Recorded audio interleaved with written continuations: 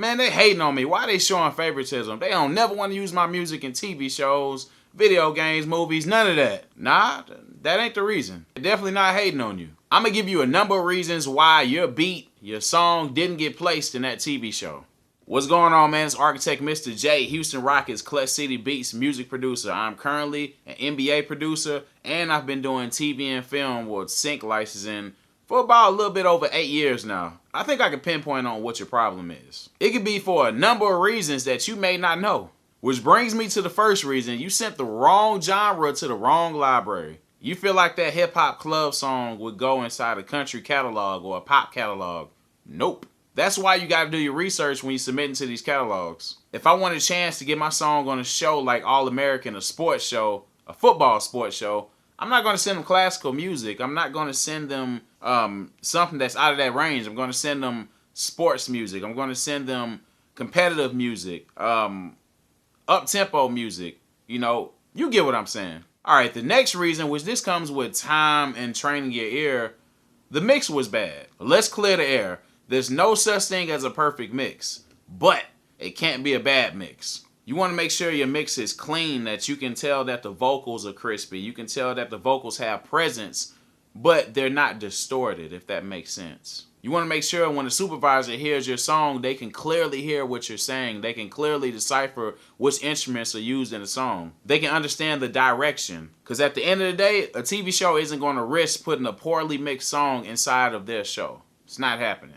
The next reason, number 3, please don't take this personal. The beat and the song was bad. It just didn't make sense. It had zero direction. It didn't make sense for what they needed. Music is subjective, but you have to understand what works. You have to understand music theory. When something sonically doesn't sound pleasing to the ear, they're not going to use that. They're not going to choose that. So just understand whenever you send stuff, first impression is everything. Because even if they don't pick it up the first time, they might come back to you because they thought that the beat was a good beat and the song was a good song. They just didn't need it for that moment. Reason number 4, and I'm guilty for this, but you didn't follow instructions. And myself, I haven't followed instructions before, and it cost me placements.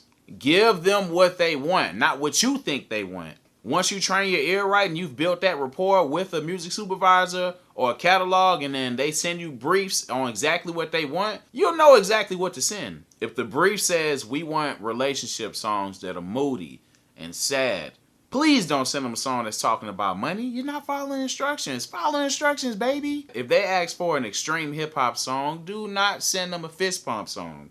Why would you do that?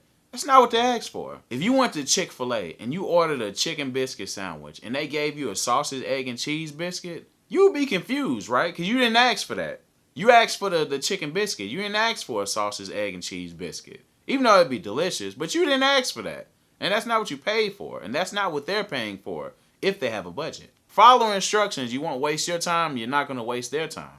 Even though there's a lot of reasons why songs don't get placed, you know, whether it be the timing, the relationship, or they needed a quick turnaround, one of the most important reasons a song doesn't get placed in a TV show, commercial, or movie is the song structure. The structure was off. Nowadays, you got to get your point across. You got to make it clear exactly what parts of the song are there. Intro, chorus, verse, chorus, outro, sting. And you can change it up every once in a while. But also, like I said before, follow instructions on what they want. You also want to make sure that you're not making these songs too long. You don't want a long intro. You don't want the song to be 5-6 minutes. Unless you're scoring a movie, which even those sometimes are shorter than 5 minutes or 6 minutes. Make sure the record that you send in isn't too long, isn't over 3 minutes. I would say 2 to 2.5 minutes is the money spot. Get your point across, get in and get out. There's a reason why they don't want these super long intros. Most people's attention span when listening to music doesn't go past 15 seconds if the person doesn't get to the point. You shouldn't have an intro that's like 20 to 25 seconds and the beat hasn't dropped yet. Or a transition hasn't happened, or a main melody hasn't came in. Keep that intro 10 seconds if possible, maybe shorter, and then get right to it. If you take too long to get to the point of the record, the supervisor is just going to say next, and they may not contact you back. No, you didn't get that TV placement. You didn't get that commercial placement. You didn't get that movie placement. Keep doing your research. Home in on your craft, follow instructions, and eventually you'll get that placement. Once you get that first sync placement, Rinse and repeat, and they'll keep coming in like clockwork. Anyways, that's all I got for you right now. Hit that subscribe button, the notification bell, the like button, share, comment. Until next time, peace.